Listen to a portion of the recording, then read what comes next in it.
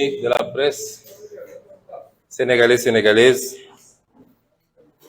bonjour.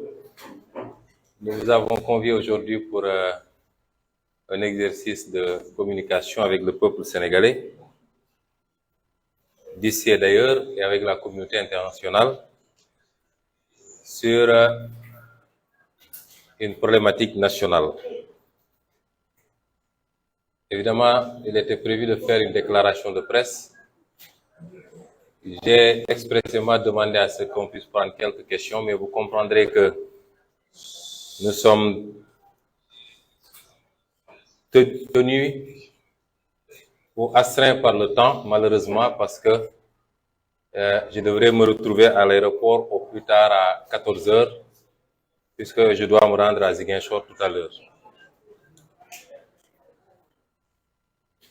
Nous sommes là pour parler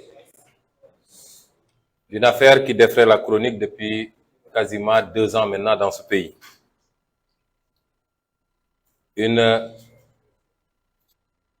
vraie fausse affaire judiciaire, une affaire strictement politique, instrumentalisée par le pouvoir de Macky Sall dans le dessein exclusif d'écarter un candidat qui de loin semble être l'un des mieux placés pour remporter la prochaine élection présidentielle au Sénégal. De quoi est-il question? Vous rappelez qu'il y a 2 ans, presque mois pour mois, puisque l'affaire avait éclaté le 3 février 2021, nous sommes presque à cette même date pour l'année 2023, où une personne avait déposé une plainte contre ma personne pour un prétendu viol et menace de mort. J'avais très tôt dit à tout le monde qu'il s'agissait d'un grossier mensonge, d'un complot, et j'avais immédiatement cité un certain nombre de personnes impliquées dans le complot. Vous conviendrez tous que l'évolution de ce dossier a fini par convaincre tous les Sénégalais, et même la communauté internationale qu'on est en face d'une mascarade, et j'y reviendrai. Mais le président Macky Sall et son gouvernement n'en ont pas démordu. Parce que ce qu'il faudrait comprendre, c'est que plus que tout autre, c'est avec ce dossier-là que le président Macky Sall est en train de jouer son avenir politique. Je veux bien que les gens le comprennent, au niveau national comme au niveau international. L'avenir politique de Macky Sall et de son parti, l'Alliance pour la République, et de sa coalition politique est en train de se jouer avec ce dossier. C'est pourquoi ils n'ont lésiné sur aucun moyen, malgré l'évidence du complot dans ce dossier, malgré l'absence totale de preuves pouvant m'accabler, Macky Sall et son régime se sont agrippés parce qu'ils en font une question de vie ou de mort, au risque même d'embraser le pays. Je voudrais dire qu'on est là dans la poursuite, dans la continuation du scénario d'une dame appelée Dior Diagne, qui se trouve être l'épouse, m'a-t-on dit en tout cas, de M. Antoine Diome, ministre de l'Intérieur de Macky Sall.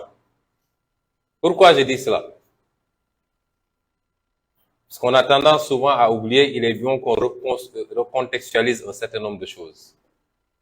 Dès l'éclatement de cette affaire, Madame Dior Diagne avait fait fuiter un SMS dans lequel elle définissait le plan qui était le leur. Dans ce dossier DSK, il ne faut surtout pas l'arrêter ou l'emprisonner. Le pays et les Sénégalais d'ici et de l'étranger vont manifester. Le pays sera enfermé dans un cycle. Il ne faut surtout pas l'arrêter. Il faut l'inculper. le convoquer, que les juges lui posent des questions, qu'on programme le procès et qu'on lui arrache un aveu, ne serait-ce que d'une relation sexuelle, ce qui va le discréditer définitivement aux yeux des Sénégalais. Ce message, vous l'avez tous lu et vous l'avez vu. On est exactement dans le déroulement de ce schéma qui n'a rien à voir avec un dossier judiciaire. Nous avions très tôt cité les acteurs du complot. M. Mamour Diallo, et vous avez tous entendu des audios qui l'incriminent. Vous avez entendu des témoignages qui l'incriminent. Et tout ça est entre les mains de M. Maham Diallo, que je ne considère pas comme un juge d'instruction, mais j'y reviendrai. J'avais cité l'avocat Maître Gabisso.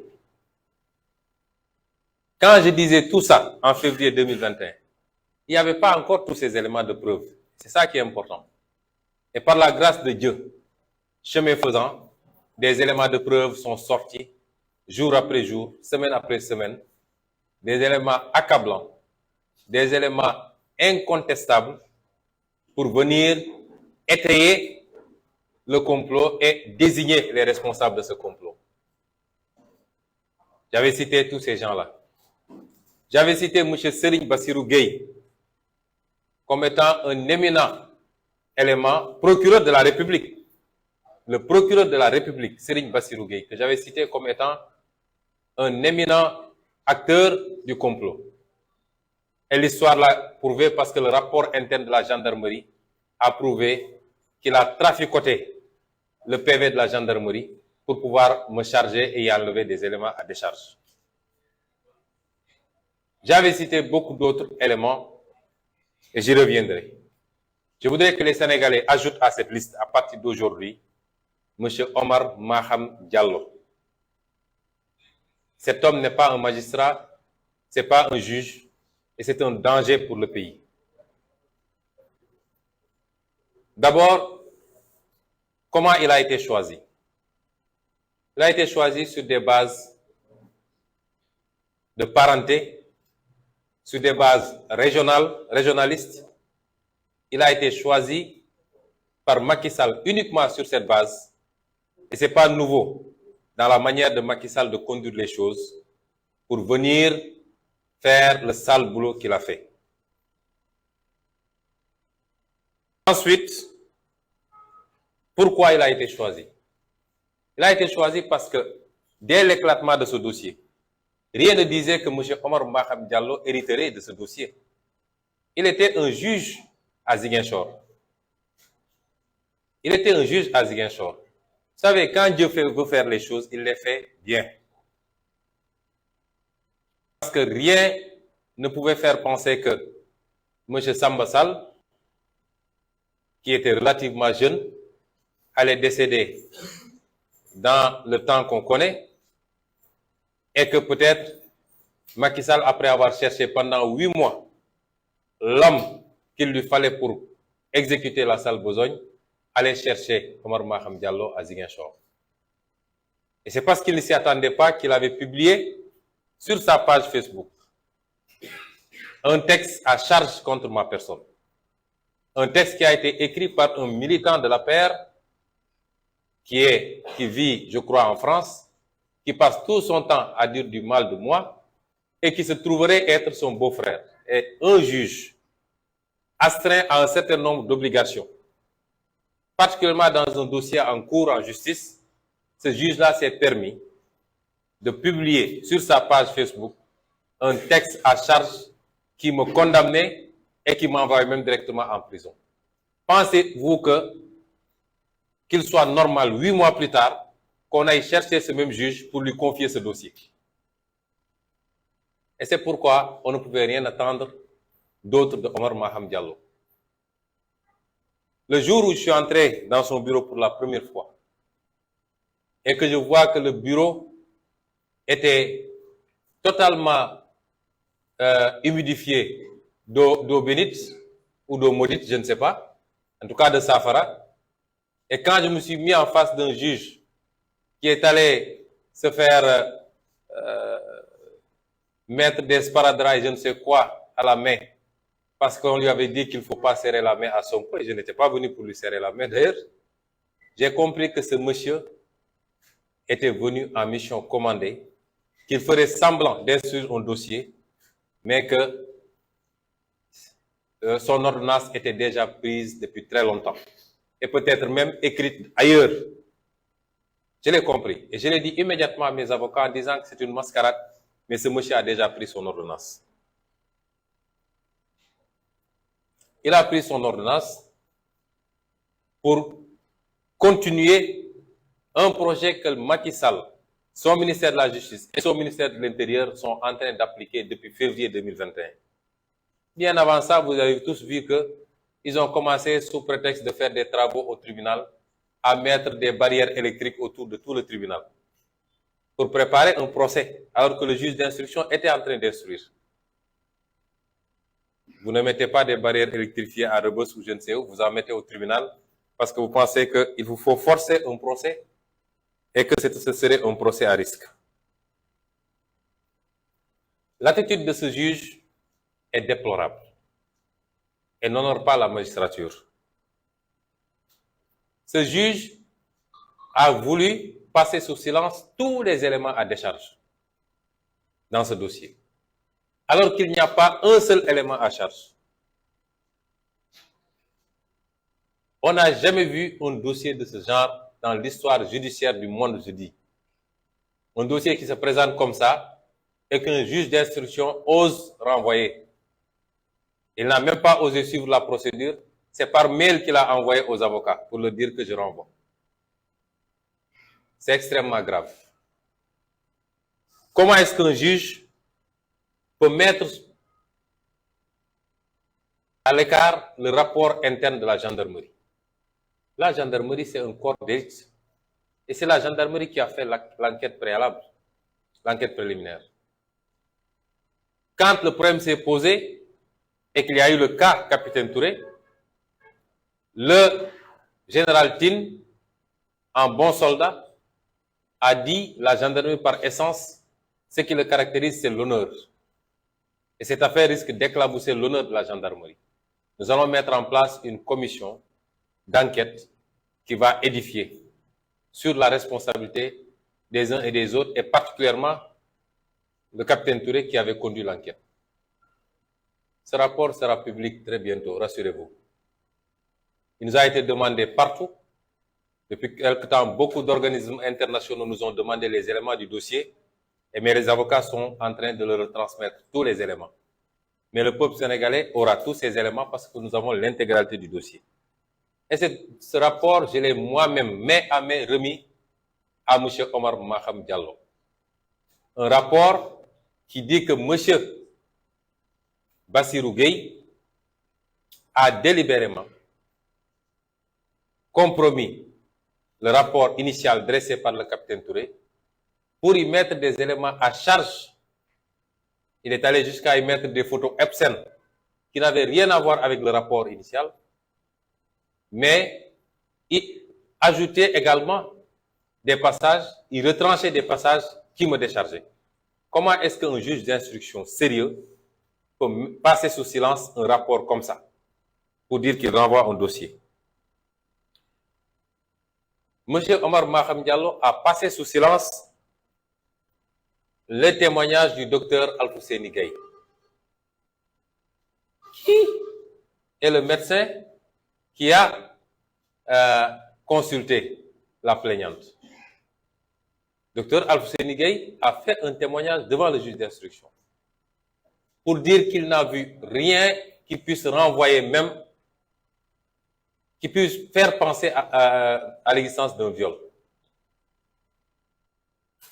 Et, cerise sur le gâteau, il a enfoncé les comploteurs en disant que c'est Maître Sow qui l'a appelé pour lui dire d'aller prendre la plaignante parce qu'elle était en danger de mort. Et que c'est Maître Sow et Mamour Diallo qui l'ont appelé instamment le lendemain pour exiger le rapport médical. Et qui ont envoyé une personne avec un sac plein d'argent pour essayer de le corrompre dans le sens de l'établissement d'un rapport de complaisance.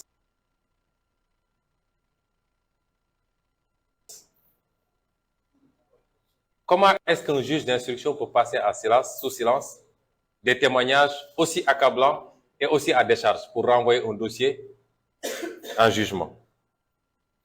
Comment ce juge d'instruction a pu passer sous silence un certificat médical que tout le Sénégal a vu? Un certificat médical établi par ce même docteur Gaye, qui aujourd'hui est menacé de mort et persécuté. Sa voiture a été attaquée. Il a déposé des plaintes à la gendarmerie. Personne n'a daigné réagir.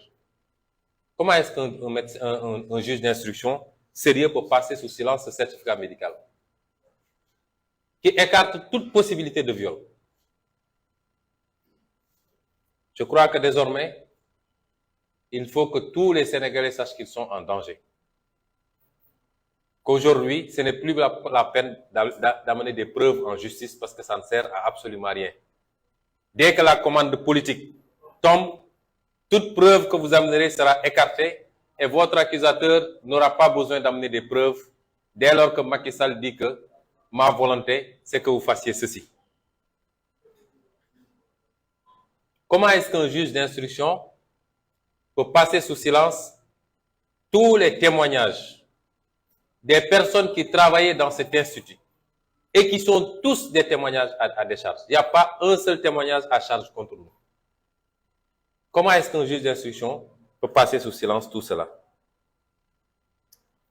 Comment est-ce qu'un juge d'instruction peut passer sous silence les témoignages du capitaine Touré, qui est à la base du PV, qui a servi à sa saisine, même si ce PV a été compromis par Serigne Bassirou Gueye? Ne serait-ce que pour ces deux raisons, ce dossier n'aurait jamais dû atterrir là où il est. C'est-à-dire le PV qui a servi à saisir le juge d'instruction est un faux. Vous ne pouvez pas instruire sur la base d'un faux. Et la deuxième chose, le juge qui a hérité du dossier est disqualifié pour le faire parce qu'il est partisan. Il avait déjà pris une position sans connaître le dossier et sans que le dossier lui soit affecté. Il avait pris une position pour m'envoyer en instruction. Comment est-ce qu'un juge d'instruction peut ignorer les témoignages du capitaine Touré? Comment est-ce qu'un juge d'instruction peut faire l'omerta sur les éléments importants qui ont été versés par M. M. Signas? Vous tous, vous avez entendu ces audios où la plaignante elle-même dit qu'il n'y a jamais eu de viol, qu'il n'y a même jamais eu de rapport sexuel, que malgré tout, on lui a dit « débrouille-toi pour nous chercher du sperme et venir ». Et ce juge d'instruction qui convoque la plaignante sur la base des audios, qui lui fait entendre ces audios. Nous avons tout le dossier dans ma machine. La plaignante lui confirme que c'est moi qui ai bien dit ça, mais je m'amusais. Vous avez entendu? Qui confirme les audios de M. Signas, dans lesquels elle-même reconnaissait qu'il n'y a jamais eu le motif qu'elle me collait. Comment est-ce qu'un juge d'instruction peut ignorer tout ça? Tout ça pour revenir renvoyer un dossier. Comment est-ce qu'un juge d'instruction qui a des réquisitions téléphoniques, lesquelles réquisitions téléphoniques montrent les trafics qu'il y a eu, les appels qu'il y a eu entre les différents protagonistes du complot, avant, pendant et après l'événement, aux heures même concernées, entre Mamour Diallo, Maître Gabisso, le convoyeur, le Sidi Ahmed Mbaye, la plaignante. Comment est-ce qu'un juge peut avoir tous ces éléments-là et renvoyer ce dossier en procès? Il n'a même pas instruit. Tous les éléments seront rendus publics. Quand vous lirez l'audition de Mamour Diallo, c'est ridicule. Vous convoquez une personne qui a été citée dans un dossier avec des audios, avec des réquisitions téléphoniques. Vous laissez la personne dire ce qu'elle veut, elle dit non, je n'ai rien à dire, mais s'il y a une plainte contre moi, là je viens de répondre, mais mes avocats m'ont dit de ne pas répondre. Vous la faites signer et elle part. Ça, c'est de l'instruction. Ça, c'est de l'instruction. Même pas des questions de relance sur les différents éléments qui chargeaient cette personne par rapport à sa participation dans un complot. Cet homme, Omar Maham Diallo, est un politicien. Je le considère désormais, et tous les gens qui sont avec moi, comme étant simplement un adversaire politique qui a exécuté une commande politique, et il faudra qu'il en assume toutes les conséquences. Il faut qu'il assume sa responsabilité par rapport à tout ce qui pourrait se passer. Et il faut qu'ils comprennent qu'ils rendront compte tôt ou tard. Parce qu'il faut que les magistrats de ce pays comprennent qu'ils n'ont pas un blanc-seing pour faire ce qu'ils veulent. Ils doivent appliquer la loi et exclusivement la loi. Notre parti politique, PASTEF, l'opposition de manière générale, souffre beaucoup du comportement des magistrats de ce pays. Aujourd'hui, notre adversaire, ce n'est plus Macky Sall.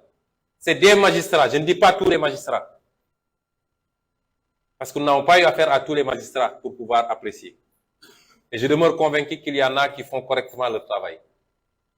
Mais les statistiques montrent que tous les magistrats auxquels on a eu affaire jusqu'à présent sont des magistrats qui ont exécuté des ordres qui sont dans la persécution. Avant-hier et hier, j'étais au camp pénal, j'étais au pavillon spécial et hier j'étais à Rebeuss pour voir tous nos détenus politiques. Mais ce qui se passe dans ce pays est innommable. Vous prenez les gens, vous les envoyez en prison pendant 7 mois. Vous ne les entendez pas dans le fond. Vous ne leur posez aucune question. Vous chargez un dossier. À l'enquête, maintenant, ce qu'on dit aux gens, pourquoi vous êtes de PASTEF? Pourquoi vous êtes allé en Casamance? Ou pourquoi vous êtes de telle ethnie? C'est les questions qu'on pose aux gens dans l'enquête. Des gens qui sont de Dakar, de Saint-Louis, de Diourbel, on leur dit pourquoi tu es allé en Casamance à 2 reprises. Comme si c'était un crime d'aller en Casamance aujourd'hui.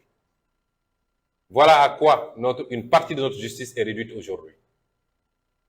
Et je dis que le principal adversaire aujourd'hui de PASTEF, de notre combat politique et de l'opposition, ce n'est pas Macky Sall. Parce que Macky Sall sait que politiquement, nous sommes beaucoup plus puissants que lui dans ce pays. C'est la justice qu'il instrumentalise pour s'attaquer à nous. Ce juge a refusé, après avoir fait tous ses dénis, notre demande, la demande de nos avocats, pour que les avocats impliqués dans ce complot soient entendus. Mais un avocat, c'est un citoyen sénégalais. On nous parle d'immunité. Mais moi, en tant que député, l'immunité d'un député n'est pas moins forte que l'immunité d'un avocat. C'est en 72 heures qu'ils sont débrouillés pour lever mon immunité. C'est unique dans l'histoire mondiale. 72 heures entre la requête du parquet, l'instruction du parquet général et la levée de l'immunité parlementaire à l'Assemblée, il leur a fallu juste 72 heures. Avec un tas de violations de mes droits. Pourquoi un avocat qui complote avec des preuves évidentes, pourquoi cet avocat-là ne serait pas entendu? C'est quoi cette histoire de corporatisme? Le corps judiciaire, de manière générale, est-il mieux protégé que tous les autres corps? Est-ce qu'un député qui a été élu par le peuple sénégalais a une immunité moins honorable et moins protégée qu'un avocat? Nos avocats ont demandé à ce que Maître Sow et Maître Diordiagne soient entendus parce que leur nom a été cité. Et avec des éléments de preuve, le juge a refusé cette requête. Et jusqu'à la dernière requête de mes avocats, c'est-à-dire que le réquisitoire définitif du procureur leur soit transmis, le juge l'a refusé pour s'empresser de prendre une ordonnance et de renvoyer et de leur annoncer ça par mail. C'est la première fois en tout cas, pour ceux qui connaissent les procédures, qu'on voit cette pratique au niveau de la justice. Et c'est cette justice depuis que je suis en politique, cette justice a été instrumentalisée pour nous persécuter.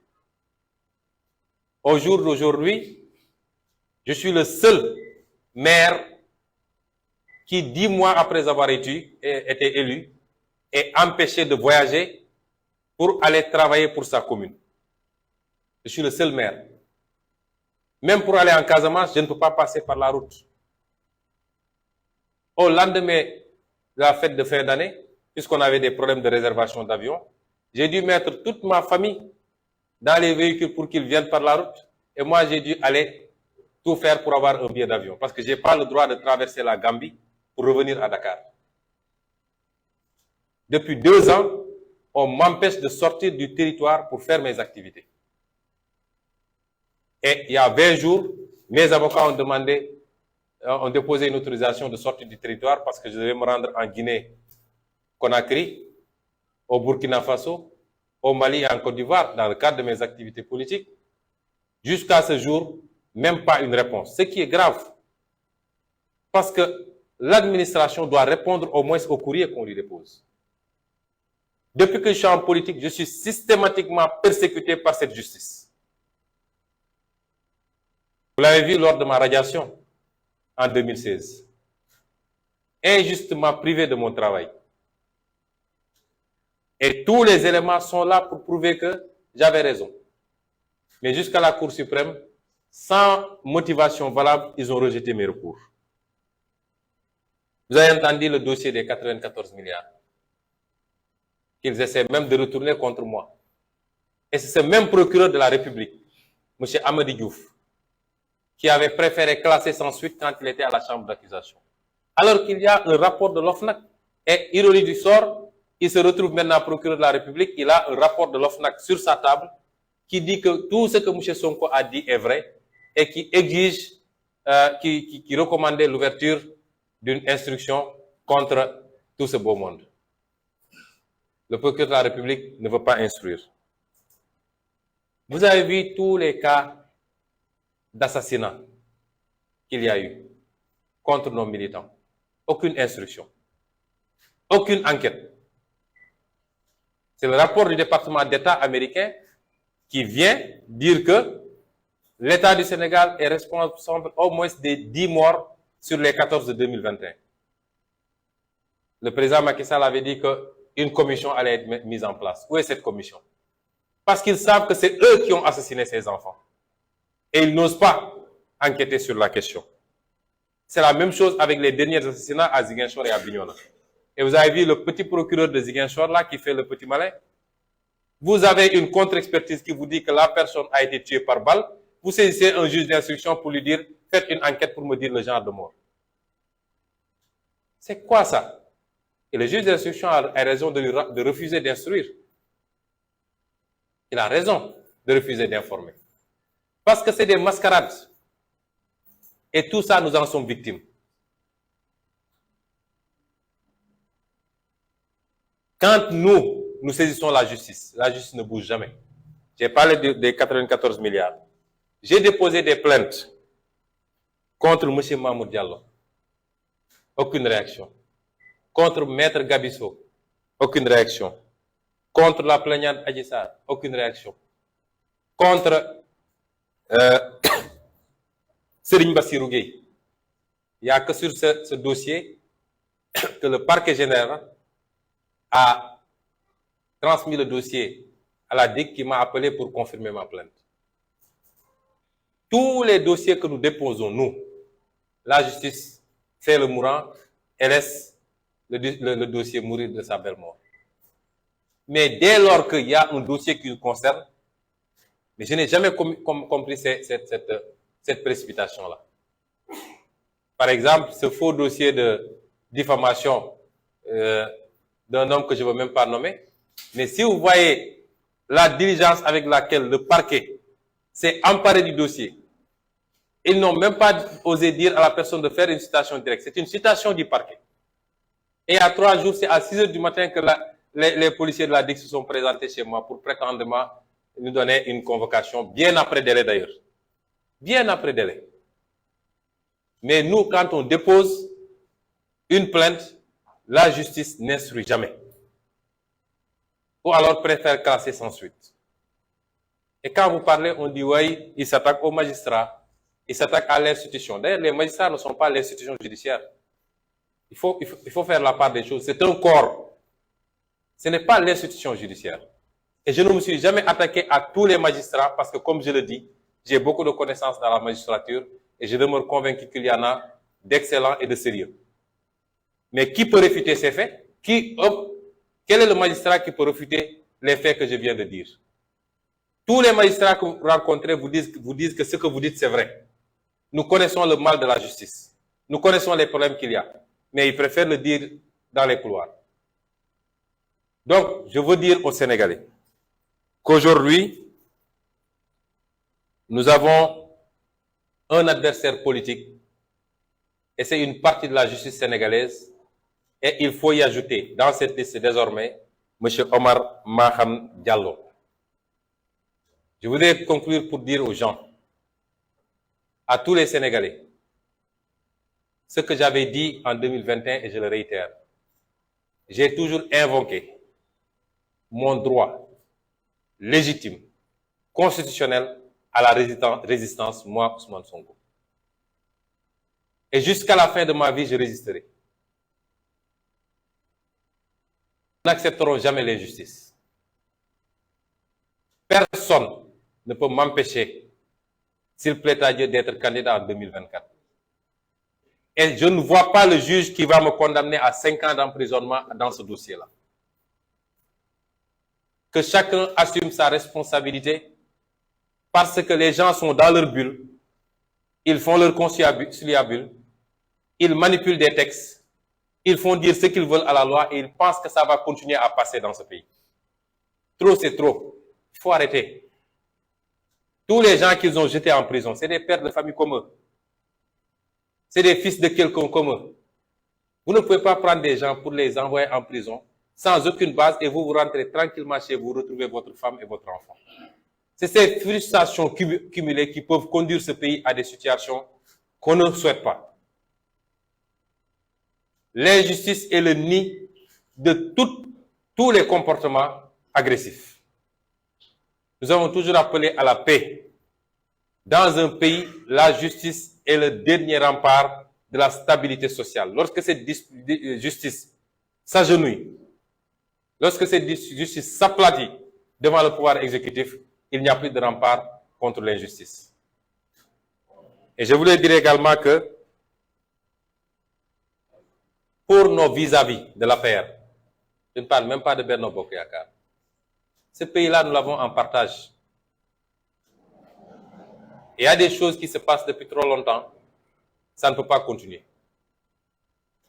Cette campagne d'invective, d'insultes, de diabolisation, cette utilisation de tous les leviers pour s'attaquer à des adversaires politiques qui n'ont commis aucun crime, si ce n'est d'avoir des idées contraires, il faut que ça cesse. Parce que nous habitons tous ensemble dans ce pays. Et vous savez que nous pouvons faire ce que vous êtes en train de faire. Les milices que Macky Sall a montées, nous les connaissons. Nous connaissons ceux qui les dirigent. Ceux qu'ils amènent à Ziguinchor, nous les connaissons. Nous savons même où ils logent. C'est dans ce pays que vous voyez des milices qui ont été entraînées, qui circulent avec des grenades lacrymogènes et des armes, qui les utilisent devant les forces de l'ordre et personne ne bouge. Aucun policier n'ose les arrêter. C'est ça le régime de Macky Sall. Et au-delà, enfin, rappelez aux Sénégalais aussi qu'il faut qu'on évite les diversions. Nous mènerons les combats que nous devons mener. Mais tout ça, c'est pour faire oublier le rapport de la Cour des comptes et les autres à venir. Parce que le Sénégalais est très émotif, il a tendance à oublier rapidement. Tout ça, c'est pour faire oublier le rapport de la Cour des comptes. Et depuis quelques jours, depuis 2 ou 3 jours, d'ailleurs, même la presse a oublié, n'en parle plus. Or, c'est ça le vrai problème du Sénégal. C'est ça qui justifie la situation catastrophique que nous vivons. Tout ça, c'est pour faire oublier la hausse des prix. On augmente tous les prix dans ce pays. L'électricité, le carburant, tout ce que vous voulez. On veut que vous, les Sénégalais, vous oubliez cela. Et que vous continuiez à souffrir, mais à rester à commenter sur d'autres choses.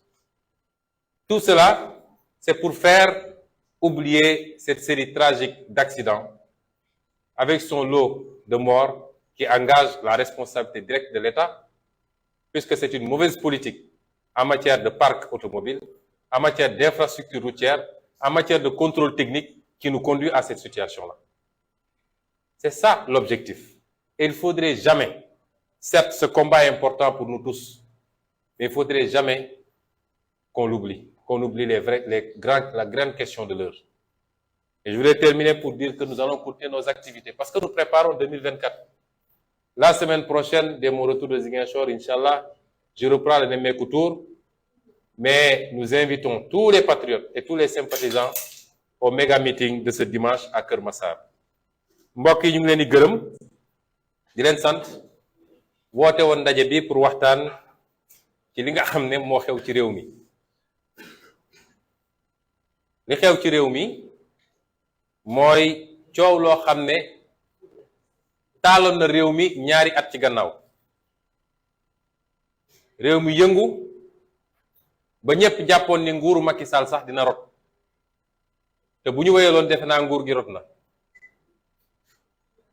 coow li yëngaloon réew mi ba fukki bakkan ak ñeent rot ci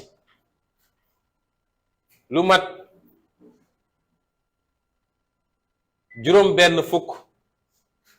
juróom benn téeméer 600 ci ay nit gaañu ci ñii seen bët ñii seen loxo ñii seen tànk ñu ne lu mel ni musuñu gis mu am Sénégal wala mu toll noonu yàlla def ci ndox mu sedd jaarale ko ci ay intervention yu amoon fii Sénégal yépp jàppoon ni nag bu ñu génnee ci loolu kii nga xam ne moom la ñu dénk réew mi muy Macky Sall dina bàyyi tappale yi ak caaxaan yi bàyyi justice àttekat yi muy utiliser pour xeex ay adversaire politique am bàyyi alkaat yi muy dooleel ne leen dal leen ci kaw citoyen te xam ni liñ ko fi tegee mooy defar réew mi jubboole sénégalais yi wàññi seen coono dem ci anam gu rafet ñépp loolu lañu gëmoon waaye ñu gis ni ndekete moom bi mu génnee ci loolu gàcce la ko def ci boppam gàcce la def ni dafa amoon defet ne nag xaaral ma dem fagaru defaraat sam bopp moo tax ku dem seeti ko rek dégg naa booy dem dafa ne est-ce que xam nga ne li fi amoon dootu fi am dem ne ma ngay dem uti doole pour ñëw delloo si waat mbir mi fañ ko tegoon moo tax ku yeewoo Sénégal rek war ngaa am lu la bett fi mu toll nii parce que ñépp jàppoon nañu bu ñu génnee ci mars 2021 Macky Sall dina seet li des ci nguuram mu xool nu mu koy rafetalee ba dem ci anam yu gën a rafet bàyyi fi réew mi ni mu ko fi fekkee woon te bañ fee yee fitna goo xam ne dina juraat ay bakkan ak leen ak leneen rax ci dolli kenn xalaatul woon ni dina toogaat ba ñuy wax fii Sénégal coowal ñetteelu mandat surtout nag mu jógee ci Macky Sall nga xam ne moom bokk na ci ñi gënoon taxaw fii di xeex Ablaye Wade ne warul am ñetteelu mandat kon tey Sénégal kuy wax ngir yàlla kese am nga lu la jaaxal am nga lu la naqari am nga lu la bett ak lu la rusuloo te mi ngi jógee ci Macky Sall ak ay ñoñam coow loolu mooy ñaareel ci gannaaw ab nit jóg na jiiñ ma man mii ne dama koo siif xam naa ni amul kuy dund Sénégal te xam Ousmane Sonko waxuma la xamantu ndax nit dina toog fële di bind te xamul ki muy bind kan la dina toog fële di wax te xamul lu muy wax parce que sénégalais moom mel noonu am nañu fit te ku ñu jox micro nga wax waaye amul kenn koo xam ne xam na ma as tuut boo xam ne di nga dégg ñu ne Ousmane Sonko sif na nit nga xalaat sax ni mën naa ne ndax ku xam sama jaar-jaar démb ba tey xam li ma gëm ak li may dund xam nga ni loolu mënul ne waaye bi loolu amee man maa njëkk a génn wax ak sénégalais yi ne leen lii ab complot la ab pexe bu ñu nas la te ñi ko nas ki ñuy wax Mamour Diallo bokk na ci, ki ñuy wax Gabisso bokk na ci, ki ñuy wax Serigne Bassirou Gueye procureur de la République bokk na ci, am daal ñu ma lim ba lim ci Macky Sall ndax turam dañ ko cee tudd. ne nag sénégalais yi gannaaw yàlla man yéen laa bàyyil sama bopp, gannaaw yàlla parce que man yàlla rek laa gëm, moom rek laa wéeru. nit laa jaam laa matadi naa comme kenn ku nekk ci ñun, waaye yàlla rek laa gëm. boolewuma kook lenn, dendelewuma kook lenn. lu am rek mooma, lu am rek damay dellu ne ko sant naa la, neex na naqari na. ma ne Sénégal yi gannaaw yàlla yéen ñi nga xam ne yéen a ma tax a sonn, yéen ñi nga xam ne yéen a ma tax a xeex, yéen ñi nga xam ne yéen a tax ma bàyyi sama lépp, ñàkk sama lépp ngir Sénégal baax ba faw, yéen mbir mi seen mbir la. bu ngeen nangoo li Macky Sall bëgg ma xam ne loolu la yàlla dogal, ma muñee ko sama borom. waaye askan wi bu ñu nee lii du fi amee, loolu mënul am, parce que askan rek moo am solo cim réew. askan rek moo am sañ-sañ, moo yor souveraineté. kuñ fi teg nga jaakaar ni am nga police, am nga gendarmerie, amoo dara. loo am rek daf fekk askan wi nangu ko. mais fu askan jóg taxaw, ñépp taxaw doon lii duñ ko nangu, amul nguur gu ko mus a mën a dëkku, amul. nguur gu ëpp doole ci àdduna bis bu askanam yépp jógee, waxuma lenn lu ndaw ci askan wi de, mais li ëpp ci askan bu jógee ne lii du fi amee, loolu mënul am. moo tax bi askan wi àndeeg man ci li ma wax, gëm li ma leen wax, bi ñu jógee gis ngeen fi mujje. mooy ñu doon pexe ba jàppuñu, yóbbuñu, bàyyiwaat nañ ñu, andi ñu ba suñu kër. loolu mooy wane doole askan. ñu jàppoon ni nag foofu la mbir mi di yem, que Macky Sall dina delloo xelam ci yàlla, bàyyi justice bi muy utiliser ngir di songu ay adversaire politique. ndekete moom dafa wuti woon doole pour ñëw ne foofu rek gàcce gi ma amoon, ndax moom gàcce la ko jàppee. nit bu bew, nit bu rëy, bu dara amee ole nga xool loo ci mën a tiire ci lu baax, yow da ngay jàpp ni gàcce la, faw mu fayu. mu dellu si ci loola daa di dem li nga xam ne moo ne woon seen li ñu laloon ba ci début bi, te li ko gën a firndeel mooy benn jigéen bu ñuy wax Dior Diagne. Dior Diagne soxna la ci Antoine Diome bi nga xam ne mooy ministre de l'intérieur. dafa am lu mu rëccaloon ci jamono jooju, defe naa loolu mu rëccaloon yéen ñëpp gis ngeen ko. mu rëccal ab message boo xam ne da ko doon yónnee keneen, daal di juum yónni ko kenn ku ma jege. lan la ci wax mooy dossier bi bu leen ko tëj, ndax bu ngeen ko tëjee réew mi day tàkk, manifestation dina jóge fu ne, fii ak bitim réew, te loolu baaxul ci réew mi, baaxul ci nguuru Macky Sall. la ngeen di def mooy da ngeen koy bàyyi mu toog këram, bu ko defee enquêteurs yi woo ko di ko laaj ay question, juge bi programmé procès ba nag bu ñëwee procès yàq der la, ndaw si ñëw naan fii la ma jaar, def na ma lii, def na ma laa, bu ko defee daram yàqu ci Sénégal yépp, dootul mun a taxaw laaj baatu sénégalais yi. lii moo ne woon seen lal, seen pexe, ñu nas ko. lii la ñu wéyale, waaye pour def ko il fallait ñu dem ut ñu leen koy defal. moo tax su ma déggee ñu ne tànn nañu seeni juge ba noppi, du mën a déet, ndax li jiitu moo tax ñu war koo xam. naka la ñu tànnee Omar Maham Diallo bi nga xam ne mooy juge d'instruction? benn ñu ngi ko tànn ci wàllu mbokkoo, parce que wax su jotee dañ koy wax, nañu bàyyi raay wax ji. dañ ko tànn ci wàllu mbokkoo ndax moom li mu séq ak ñu bëri ci gouvernement bi, ñu mel ni ñoom Abdoulaye Daouda Diallo ak ñeneen ñun xam nañ ko. ñu tànn ko ci wàllu mbokkoo ak wàllu waaso, loolu méthode Macky la, waaye li mu bëgg du am. mooy du mus a dox ba féewale xeet yi am Sénégal ak ethnie yu am Sénégal, ndax fii ñëpp bokk ndey ak baay. waaye loolu mooy premier critère bi.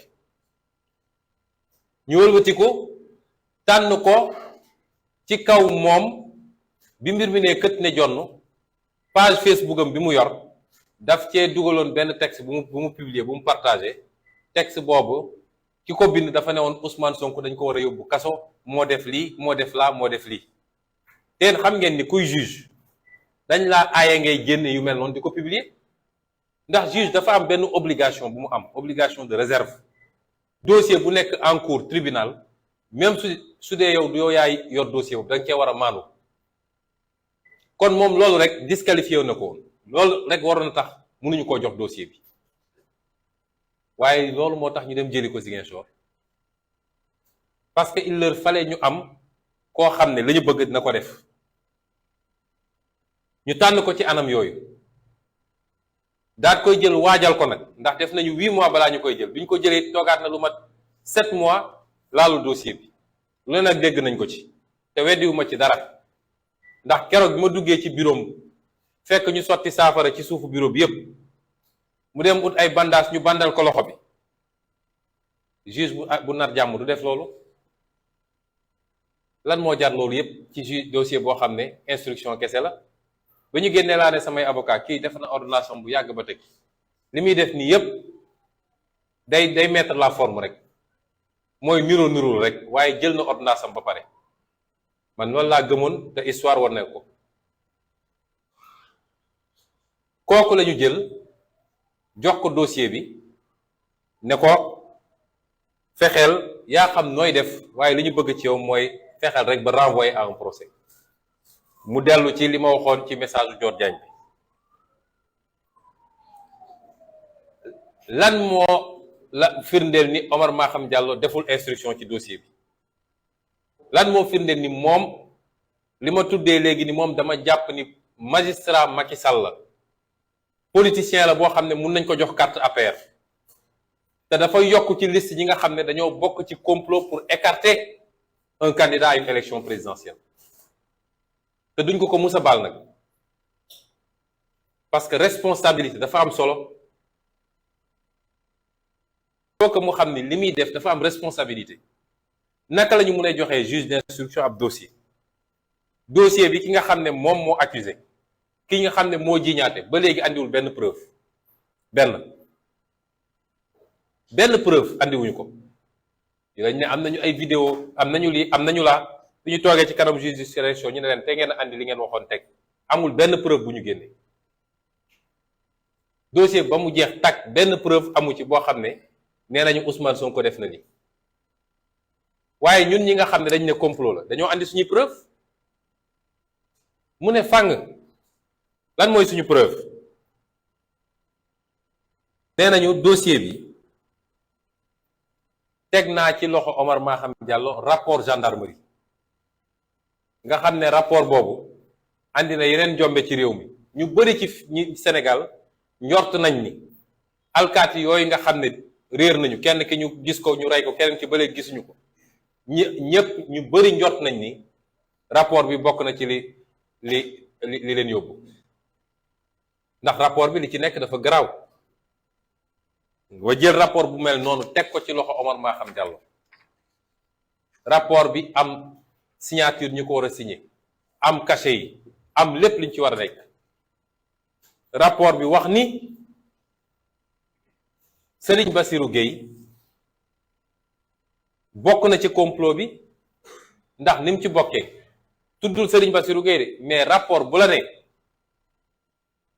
PV d'enquête bi nga xam ne moom la gendarmerie def dañ koo modifier ñu déglu ñi nga xam ne ñoo nekk ci dossier bi muy commandant Mbengue ak capitaine Touré ñoom ñëpp ñu ne Serigne Bassirou Gueye moo modifié PV bi moo leen sant ne leen changé leen lii moom capitaine Touré bañ ko moom Abdou Mbengue nangu ko rapport boobu nga teg ko ci loxo juge d'instruction est-ce que juge d'instruction rapport boobu rek doyoon na jaru woon sax yeneen yépp est-ce que juge d'instruction boobu waroon na renvoyer dossier bi mu jël ko teg ko fële ñu ñëwaat ci juge d'instruction bi ñu ne docteur bi nga xam ne moo consulté ki ne moom dañ koo siif docteur boobu ñëw taxaw ci kanamu juge bi ne ko man de kii ma ñiy wax bi ma ko jëlijee ba xool ko gisuma benn mandarga boo ne dañ koo siif.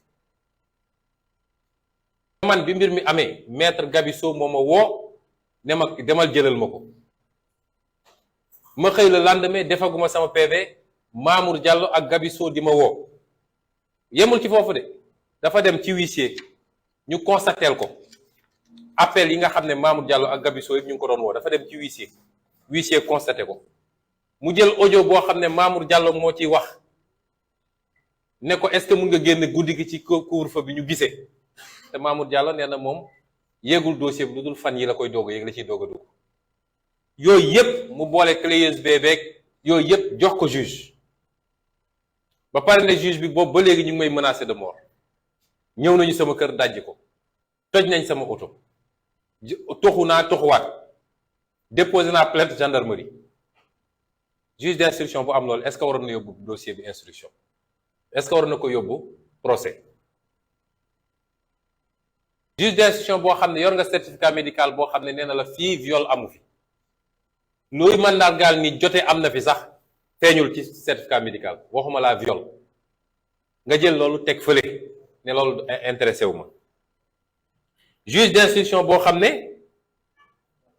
ña doon liggéey ci bërëb ba yépp déglu nga leen nu mu tuuti ñeent wala juróomi nit ñépp ne la lii ngay wax munul ne yéeguma ko te maa ngi woon ci bërëb ba toog xanaa ku ñuy siif sax di nga weqatu wala di nga yuuxu wala dinañ dégg nga jël loolu lépp teg fële ne ça ne m'intéresse pas juge d'instruction boo xam ne capitaine Touré bi nga xam ne moo def enquête bi def na déposition ne ko li ma mës a déclarer yëpp wax ko ci presse wax ko feneen confirmé naa ko j'assume nga jël loolu teg fële ne intéressé wu ma juge d'instruction boo xam ne ki ñuy wax MC Mbaye Niass woolu nga ko mu ñëw bi mu ñëwee nga ne ko yow li nga wax foo ko teg mu génneel la clé USB boo xam ne ay audio moo ci nekk audio yooyu ki nga xam ne moo ne dañ koo siif moo ne siif bi musul am jote sax amu fi waaye ñoom Mamour Diallo moo ma dugal ci lii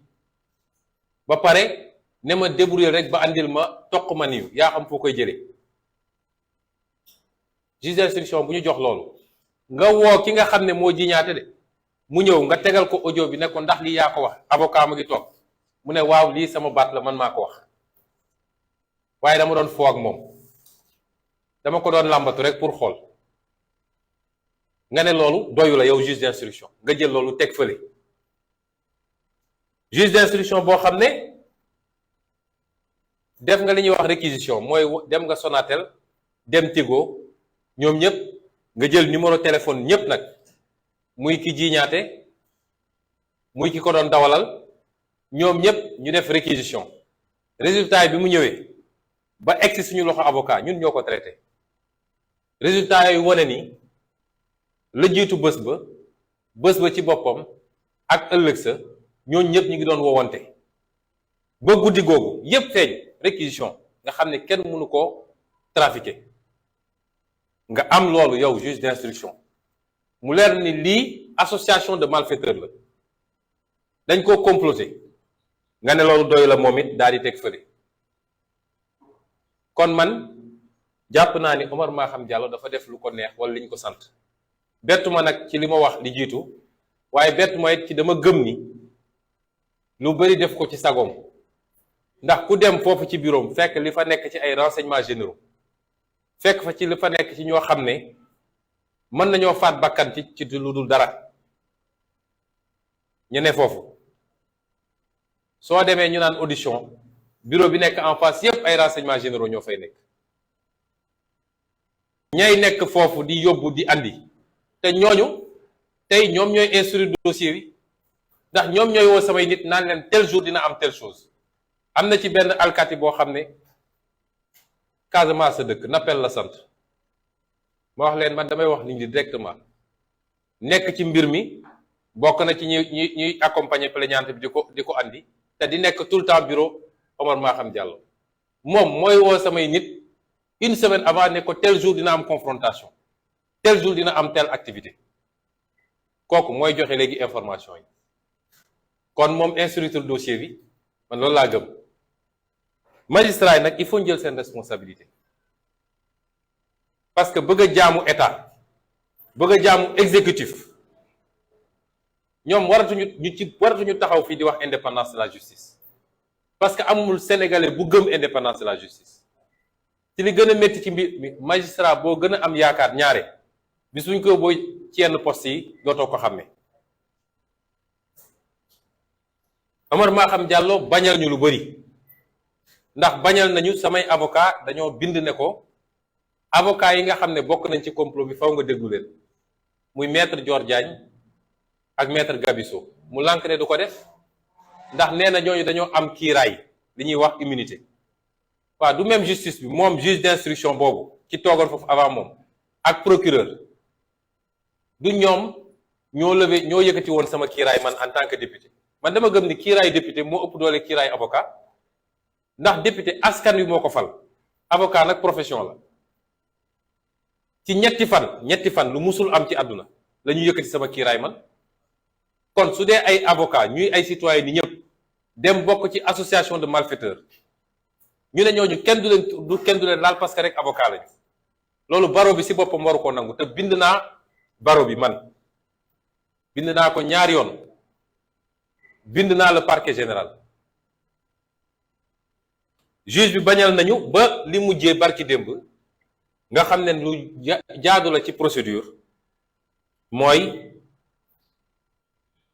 réquisitoire bi nga xam ne kayit bi nga xam ne procureur moom la bind muy réquisitoire définitif bi samay avocat ne ko na leen ko communiquer mu lànk communiquer wu leen ko ba tey yi ñuy wax ak yéen loolu jaadu na juge bi bañal na ma mun a génn réew mi te bi mooy ñetteelu yoon bi mooy 3e fois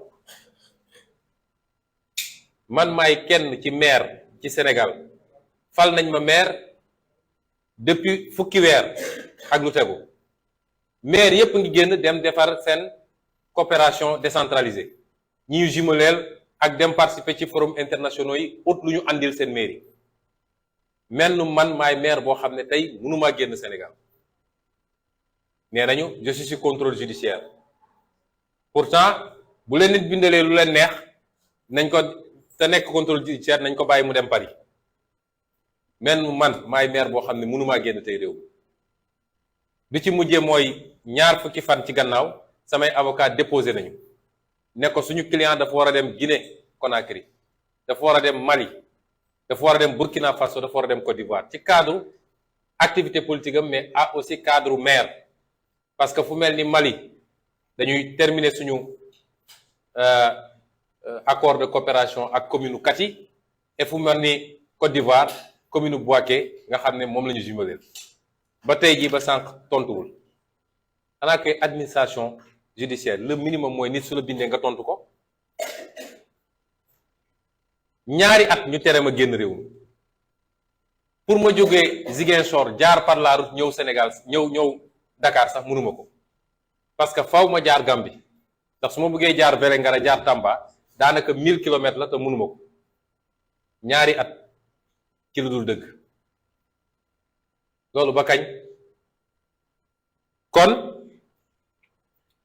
jàpp naa ni li may wax sénégalais yépp di ko wax suñuy militant di ko wax suñuy sympathisant di ko wax opposition sénégalaise bi di ko wax société civile bi di ko wax mouvement citoyen ñun benn adversaire la ñu am du Macky Sall suñu adversaire dëgg mooy la justice sénégalaise une partie de la justice sénégalaise nga xam ne dañ koy instrumentaliser suba ak ngoon pour mu dal ci kaw képp ku ne d'accord ak Macky Sall jàpp loi bi di ko interpréter nu leen neex pour tëju nit ñi barki démb ak démb yépp maa ngi diggante Rebeuss ak camp pénal ak pavillon spécial di seeti suñu ndaw yi ñu fa jàpp ñoom ñépp seeti naa leen jàpp ay nit 7 mois 8 mois woowoo ko dégluwoo ko muy borom njaboot am soxna am ay doom bàyyi kër gannaawam bàyyi boutique am bàyyi magasin bàyyi liggéeyam nga jàpp ko si ñàkk fayda saa yu la neexee nga bàyyi ko barki démb bàyyi nañ ci ñeent yoo xam ne juróomi weer nga téye leen parce que dañoo bind ci Facebook ba mu neex la nga ne ko demal ñibbi loolu justice sénégalaise moo koy def te teguwul fenn la ñu defoon ci Khalifa def ko ci Karim ñu ne tey dinañ ko defaat parce que ñoom ñépp nag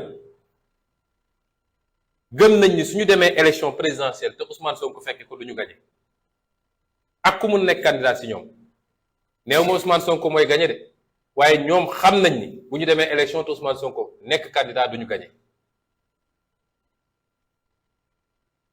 ay juriste dañ ma woo barki démb ne ma ñetti ministre dañ leen woo leen waaw léegi dossier bi diffamation est-ce que waa ji suñ ko condamné article L30 L29 ñoom ci seen calcul yooyu lañ nekk ay ministre est-ce que waa ji dina mën a nekk candidat. justice sénégalaise benn sas la ko Macky Sall sas fi mu toll nii mooy fukki weer ak ñett yi ñu jëm ñoo xam fu ñuy jaar waaye nañu fexe ba lijjanti loo xam ne mun na tere Ousmane Sonko nekk candidat.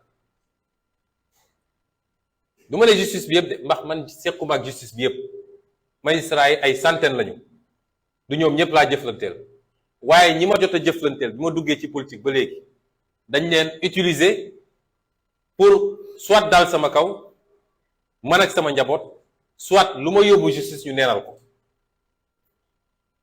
li koy firnde mooy bi ma Macky Sall di jaay doole di ma dàq ci sama liggéey ma yóbbu ko justice ñëpp gis ni ay violation yu dul jeex amoon na ci samay droit justice da koo dàq.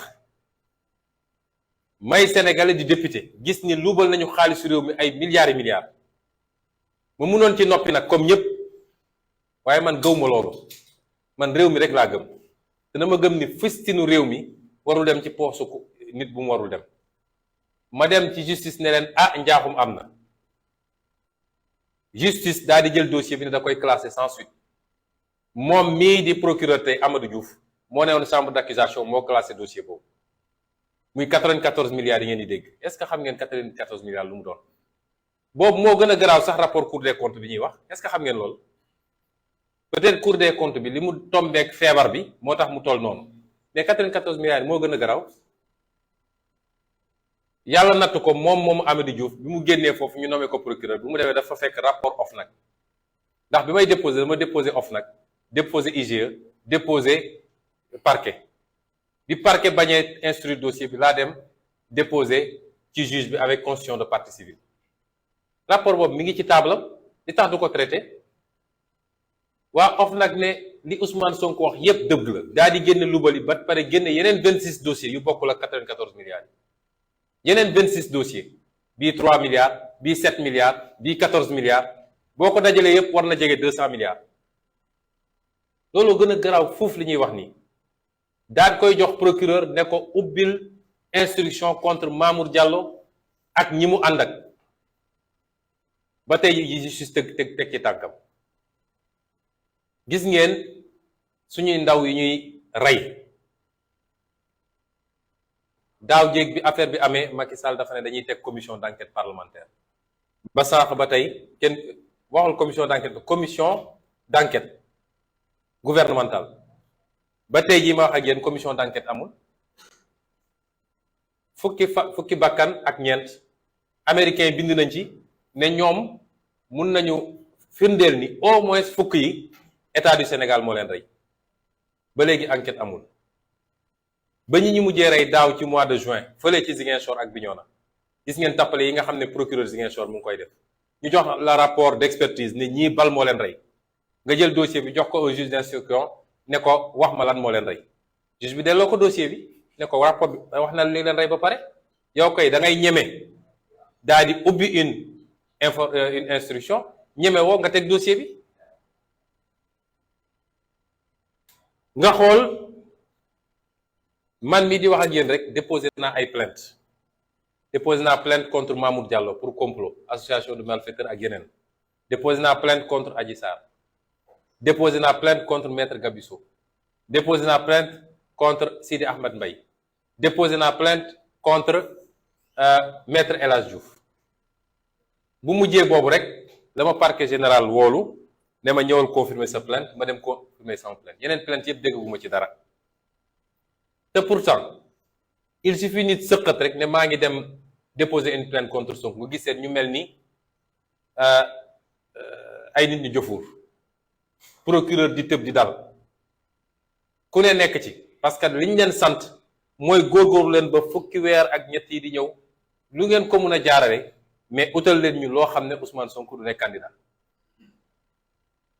waa lii lépp soo ko dajalee ci justice nga boole ko nit ñi ñuy jàpp chaque jour démb nit dafa ci mujj démb ñu jàpp ko te nit taxaw na fii ne rey leen Ousmane Sonko procureur waxul ñun dañoo dem ba léegi mbir mi daf ñoo soof moo tax dematuñu duñu déposer ay plainte soo seetloo bés bu ne nit saaga ñu attaqué ñu saaga xeet gu ñu bokk saaga région bi ñu bokk nga xam ne lu garaaw garaaw la ci équilibre réew mi doo dégg mukk justice yëngatu boo waxee ñu ne dafa attaqué institution judiciaire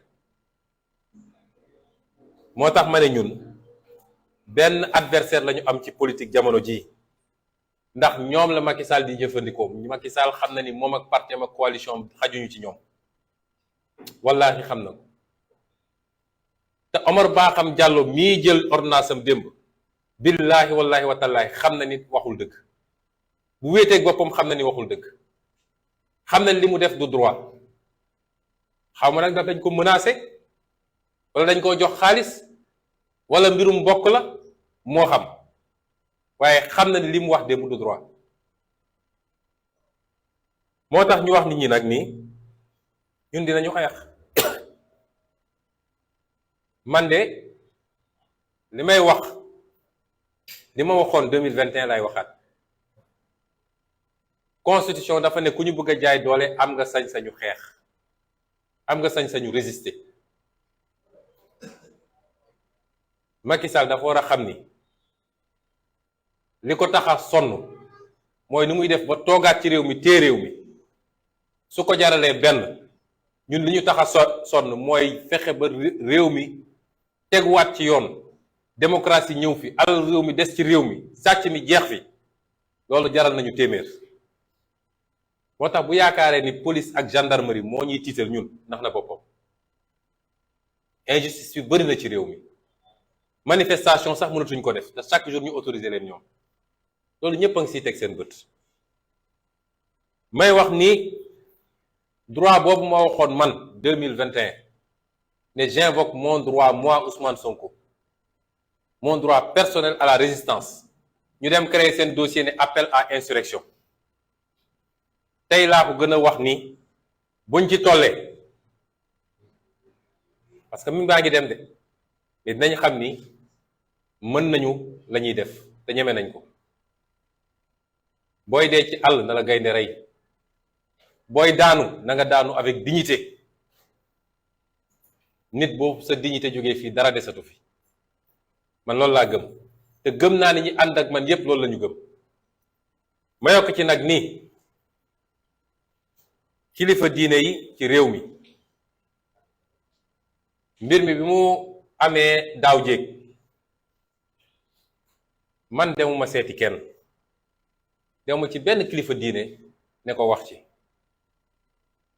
demuma ci benn kilifa aada ne ko wax ci xam ngeen lu tax ñaar rek moo tax benn orma gi ma jox kilifa diine yi ba yenn yi du ma bëgg dugal leen ci dama naan nañu def li ñuy def rek lu yàlla def ñu xam ni lii la ñaareel wax naa leen ko léegi dama gëm yàlla d'abord waaye gëm ni askan wi tax ñuy sonn askan woowu du toog di ñu seetaan ñu ñuy faagagal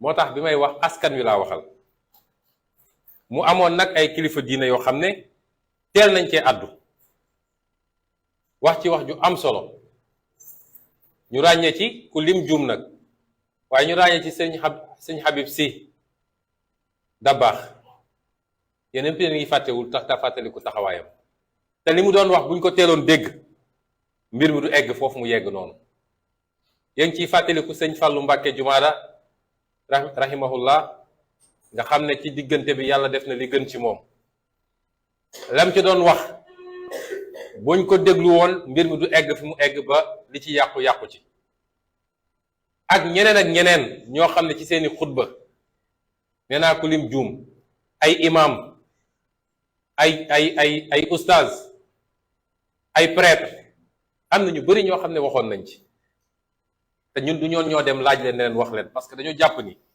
bu ñu bokkee réew mi ñoom ñuy suñuy kilifa ci fànn googu ñu nangul leen ko bu ñu gisee lu nar a yàq réew mi aajowul ñuy xaar ba ñun ñu ñëw ne leen wax leen ci, parce que tuuti nañ torop ci wax leen lu ñu war a wax ak lu ñu war a def. waaye malheureusement kenn dégluwul woon ba mbir mi egg fi mu yegg. bi mu yeggee fi mu yegg it gëm naa ne kilifa yépp def nañ ci liñ ci mën a def, waaye sëñ Muntaxa Mbàkke yàlla na fi yàgg te wér dafa jël ay ndaw yebal leen, yebal ndaw gu mat ndaw nag muy sëñ Basiru Poroxaan. bi mu ñëwee ñun ñëpp dañoo daje fii lañ ko recevoir hôtel Mamoun, yéen la presse a ngi woon foofu. mu wax ci kanamu àdduna yépp nag, parce que du loo xam ne dañoo tëj woon ci néeg di ko wax, moo tax xawiwuma fi sutura. li may wax yépp su ngeen duggee léegi ci YouTube gisaat vidéo yi. mu wax ñépp dégg ko, mu ne kilifa gi dem moo ma yónni, nee na daf leen ñaan ngeen teg mbir yi ci suuf. manifestation yi ngeen war a def suba ak fan yi di ñëw ngeen may ko bàyyi ko, waaye yemul foofu. li ngeen xam ne moo leen métti ci réew mi na ngeen ko tënk ci kayit teg ko sama loxo ma yéet ko moom dina ci dox lim ci war a dox. loolu amee ndax dañoo am kuréel gu tudd M2D, mouvement pour la défense de la démocratie. mu amee mouvement bi yépp daje waxtaan, ñu ne kilifa gi ñaan nañ ko nangul. looloo andi woon dal bi amoon ci jamono jooju. dafay baax ñu fàttali, parce que jamono jooju bu ñu bàyyi woon xale yi continuer li ñuy def, ñaari fan lañ ciy teg, ñaar moo mun a am: soit nguur gi dina daanu wala li fiy rot ci bakkan dina bëri trop. man ci lañ ma doon doog a bàyyi le 6 laa génn, ma jël le 8 laa génn, le 8 mars ma jël sama responsabilité fii ci salle bii laa def conférence de presse. leader yëpp nekk fi ne leen nii la demee nii la demee. M2D def conférence de presse, ñu ne kon mbir mi ñu ngi ñaan ñëpp ñu bàyyi mu sedd, kenn ku ne dellu këram. loolu nag doonoon ndam ci Sénégal, ndax àdduna bi yëpp dañ ne xool leen modèle sénégalais bi. du tubaab moo jóge fële ñëw àtte suñu, du Nations Unies moo ñëw àtte ñu, du Union africaine moo ñëw àtte ñu, du CEDEAO moo ñëw àtte ñu. ñun ñoo am suñu modèle fii ci biir réew mi, ñu wane ni modèle boobu mi ngi dox ba léegi, parce que nit ñëpp demoon nañ ba ne waaye nit ñi déggatuñu, ni ñëpp wane ni am nañ fi ay kilifa yu ñëpp déggal ba suñu nee def leen lii nit ñi nangu ko def ko. mu woon ndam gu rëy, télé yëpp wane ko, France 24, BBC, TV5 ñëpp def ci reportage. ndam googu nag nga xam ne ndamu Sénégal la woon, di ndamu suñuy kilifa diine, waaye di suñu ndam ñun ñii acteurs yi nga xam ne seet nañu lu bari, jox cër ak orma suñuy kilifa ba tax ñu ñaan ñu teg ci suuf, suñu ndam la woon ñu nit.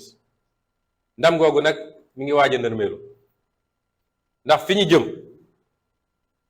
jëm su dee fañ a tegoon dossier bi lañ ko jëlaat ak yeneen yoo xam ne mi ngi suñu kanam ci ay 3e mandat ki ay tëjaate ak ay reyaate, fi ñu jëm li xewoon mën na xewaat ci lu yàggut te ñaanuñu ko yàlla.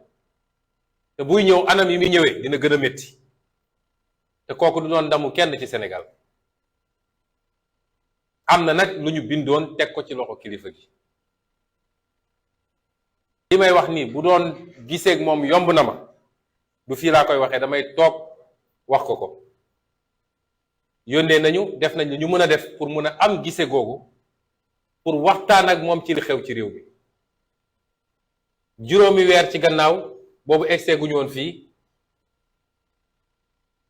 honorable présidente Aïda Mbodj ak docteur Cheikh Tidiane Dièye jóge nañ fii Ndakaaru taal seen oto dem ba Poroxaan fekk fa sëriñ Basiru Poroxaan ne ko sëriñ bi lii de lii ak lii ak lii waxoon nañ ko, waaye lii ak lii ak lii moo am ci réew mi boobu ba léegi, ñun nag ñu ngi commencé jaaxle.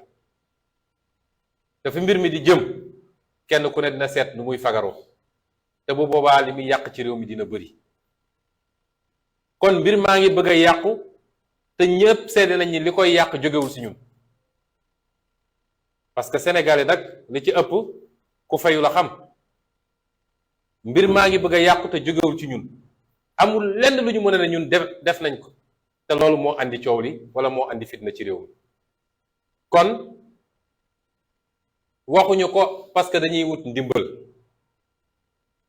waaye bu dee réew mi bu amee fu mu toll ñii nga xam ne ñoom la ñu jiital wóolu leen gëm leen ñuy kilifa diine faaw rek ñu wax ci parce que ñun ñëpp seen njaboot lañ kon dañ leen ni teel a yéegal balaa ñuy egg foofu kilifa diine yépp nag la ñëw ndax ñun amuñu ci xaj ak seen kilifa diine yépp yi ne ci réew mi am nañu ci commencé addu démb rek envoyé nañ ma benn boo xam ne def naa kenn ci njabootu sëñ Abdou Lahad sëñ Murtada moo ko ci wax ñu koy rafetlu bu baax rafetluñ ko parce que dafa wax loo xam ne daf ñoo arrangé mais dafa wax loo xam ne mooy njëriñu réew mi kon ñu tëjee ko foofu wax nag li fi xewoon bu ñu bàyyi mu demaat noonu nañu def li ñu war a def balaa fitna di samp ci réew mi di daaneel nag di wax Sénégal yépp ni lii lépp nag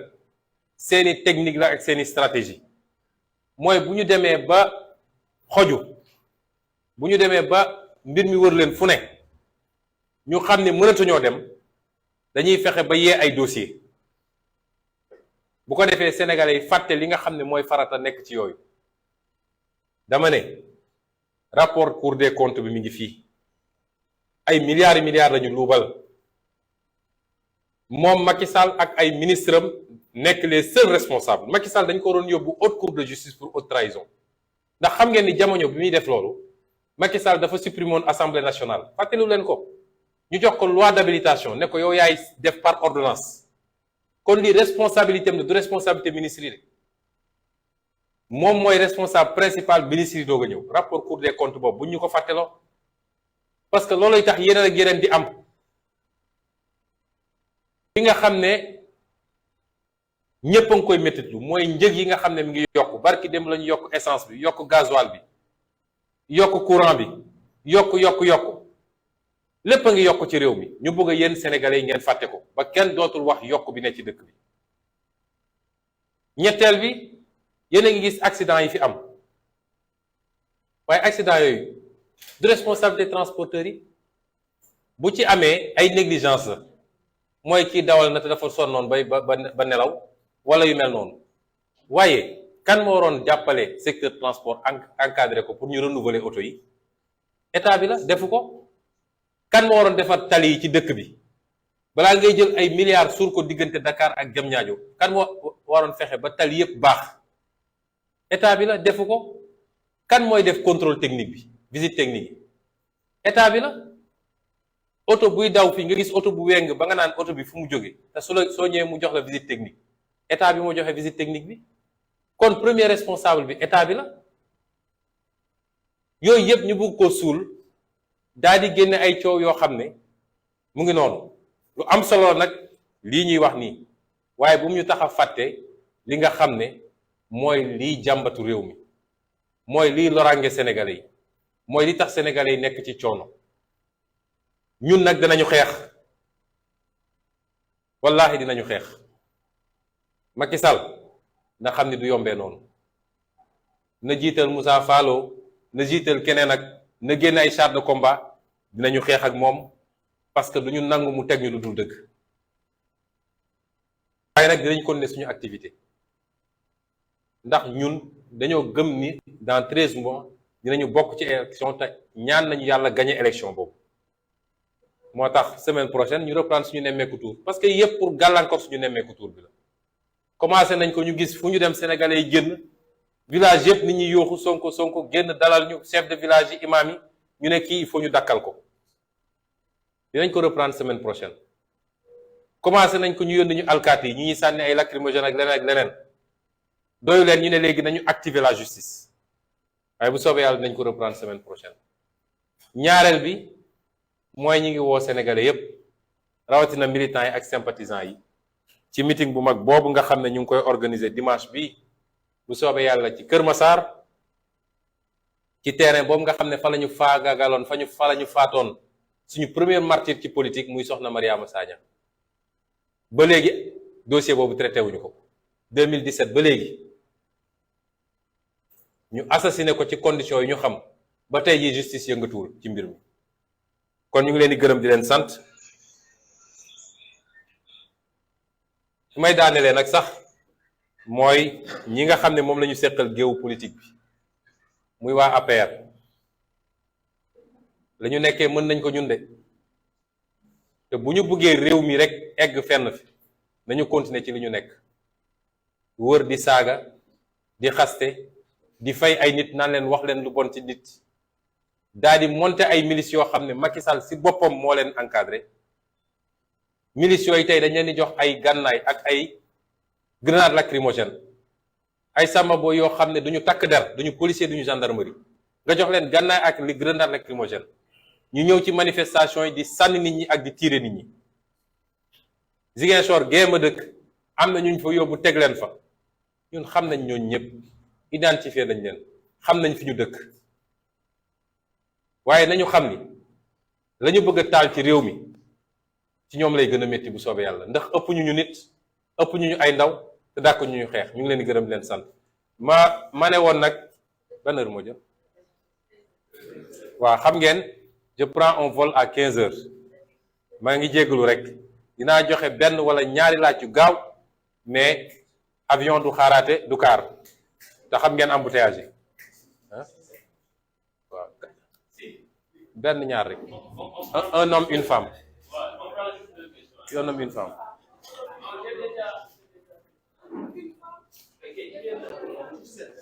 kii na gaaw damay tardé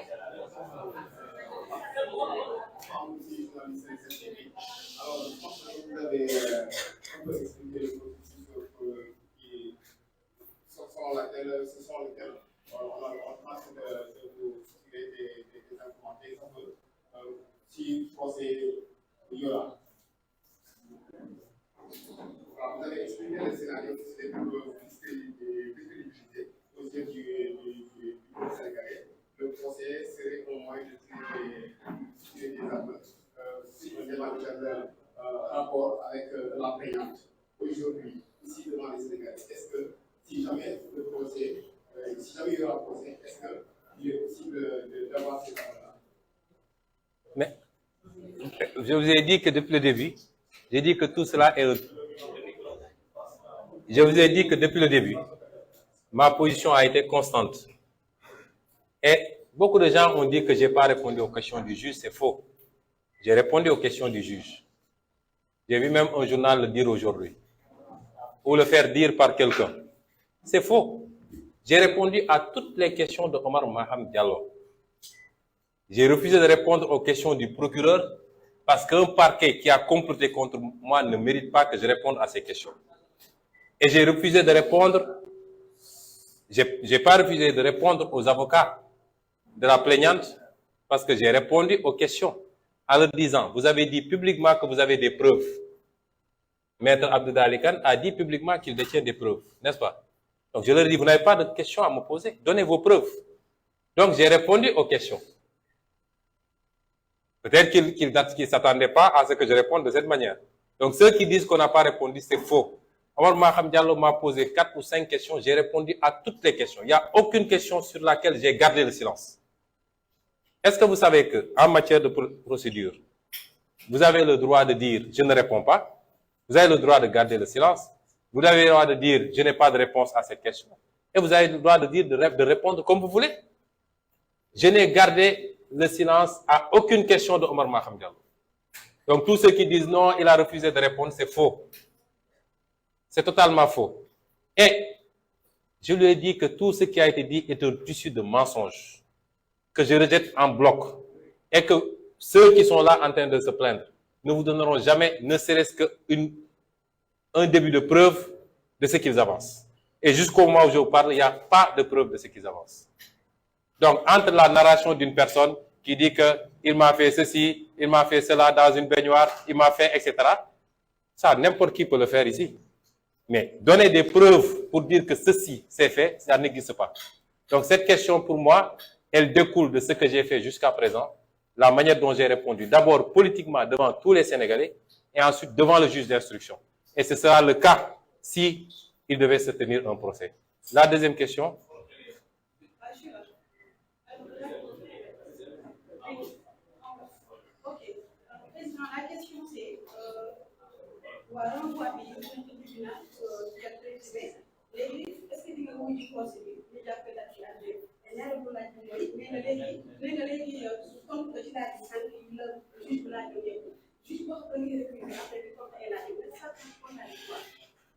Non su ma ko récuser woon samay avocat dañuy bind ne récuser nañ ko loolu lu ñuy traité la feneen ci procédure